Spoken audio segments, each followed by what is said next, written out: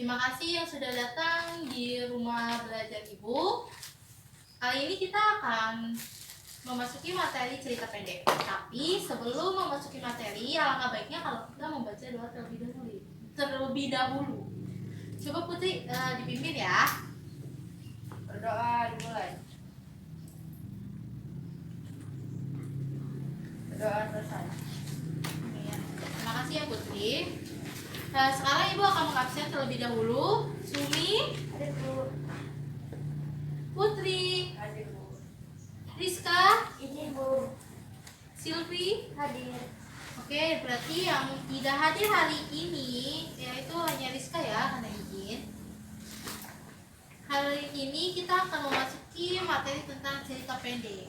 Cerita pendek atau lebih dikenal dengan cerpen. Itu singkatannya cerpen, cerita pendek.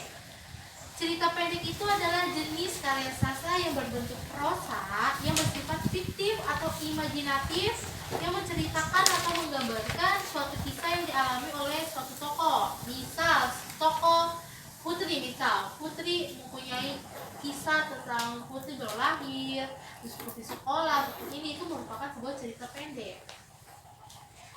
Nah, struktur cerita pendek itu ada 4. Yang pertama ada orientasi, rangkaian peristiwa, komplikasi, dan resolusi. Apa sih yang dimaksud dengan orientasi? Orientasi itu adalah penentu peristiwa, menciptakan gambaran visual latar, dan waktu kisah. Biasanya orientasi itu pengenalan karakter biasanya itu kayak misal Putri adalah anak pertama dari pasangan suami istri yang bernama ini itu merupakan sebuah orientasi karena mengenalkan suatu tokoh. Lalu lanjut lagi ada rangkaian peristiwa itu lanjutan dari orientasi. Biasanya rangkaian peristiwa itu terjadi ada kejadian yang tak terduga. Misal Putri tidak diterima di sekolah ini, Putri menangis jadi-jadinya. Itu kan sebuah peristiwa itu merupakan rangkaian peristiwa itu merupakan tadi itu adalah konflik. Lalu lanjut lagi ada komplikasi itu adalah puncak dari konflik. Jadi kalau sudah masuk ke komplikasi itu konfliknya tuh sangat berat biasanya. Lalu ada resolusi itu adalah solusi bagaimana kita keluar dari konflik itu. Seperti kayak ini gambarnya nih. Pertama ada pengenalan tokoh kan, awal tuh masih datang orang pengenalan tokoh, orientasi. Naik, memuncak, ada rangkaian peristiwa, mulai ada konflik tapi konfliknya hanya 1, 2 silang seperti itu.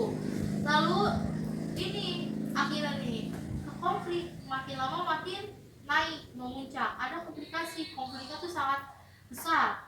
Nah, selanjutnya ada resolusi, yaitu solusi dari semua konflik ini. Ini bagian-bagiannya. Lalu selanjutnya kita masuk ke unsur-unsur cerita pendek. Ada yang tahu gak sih unsur dalam cerita pendek ada berapa? Ada 2 Bu. Nah, apa aja? Intrinsik dan Ekstrinsik. Intrinsik itu adalah unsur yang membangun cerita dari dalam. Biasanya tuh ada 7.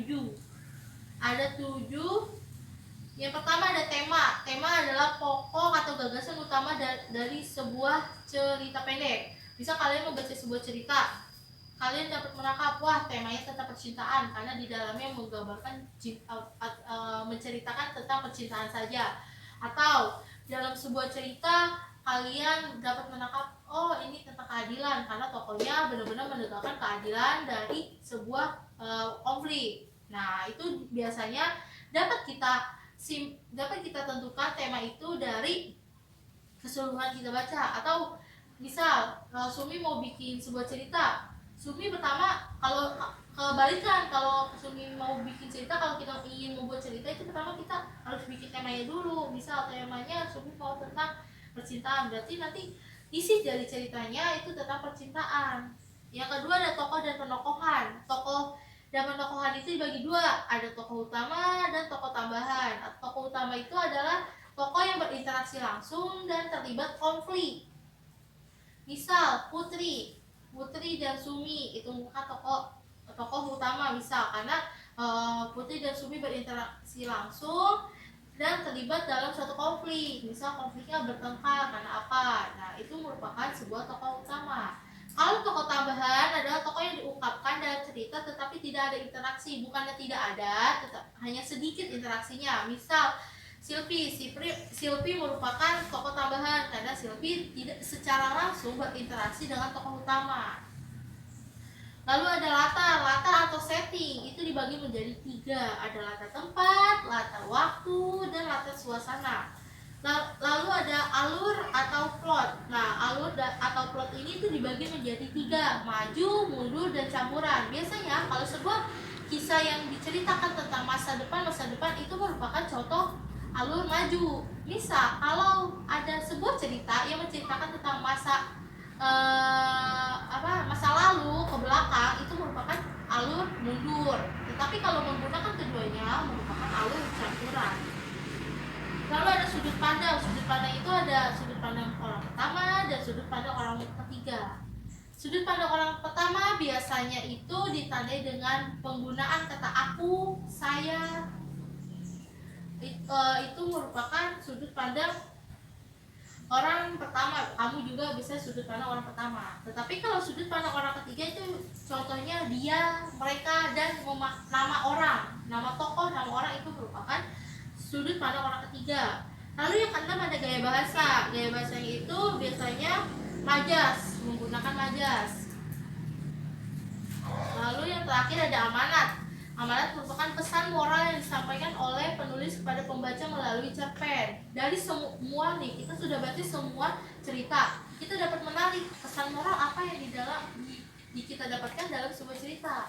Sebuah cerita pasti terdapat pesan moralnya. Lalu ada, tadi udah disinggung kalau unsur itu ada intrinsik dan ekstrinsik. Kali ini kita akan memasuki unsur ekstrinsik atau unsur yang membangun dari luar cerita, yaitu adanya latar belakang dari pengarang. Biasanya pengarang itu membawa pengalaman pribadi dalam menuangkan sebuah ceritanya.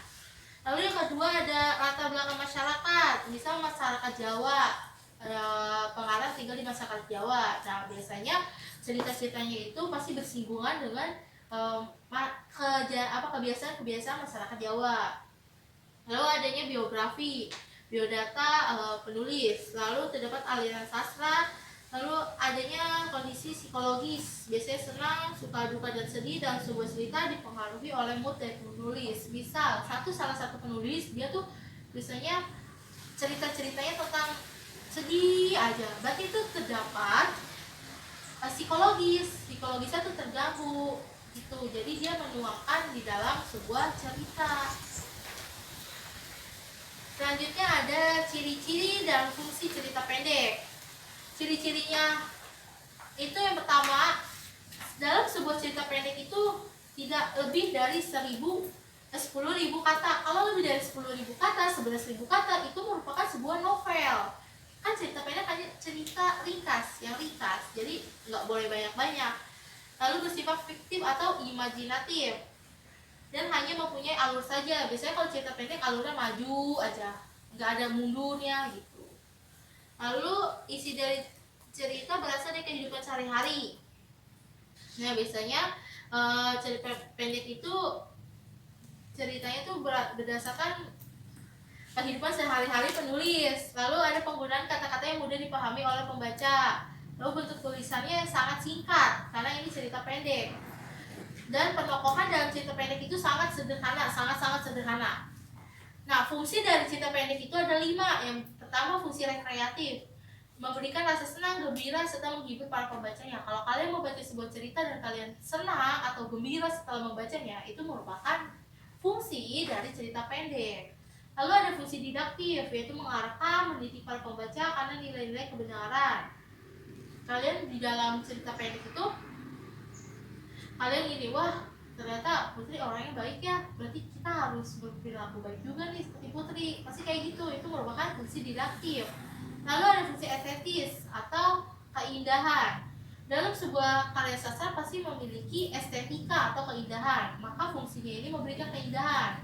Lalu ada fungsi moralitas, mengandung nilai moral seperti amanat. Saat kita mau baca semua cerita, pasti kita dapat mengambil nilai moral dari cerita tersebut. Dan yang terakhir ada fungsi religiusitas, yaitu mengandung ajaran agama yang dapat dijadikan teladan bagi para pembaca. Misal di tokohnya itu tokohnya rajin mengaji, rajin sholat lima waktu, itu dapat menjadikan diri kita seperti tokohnya.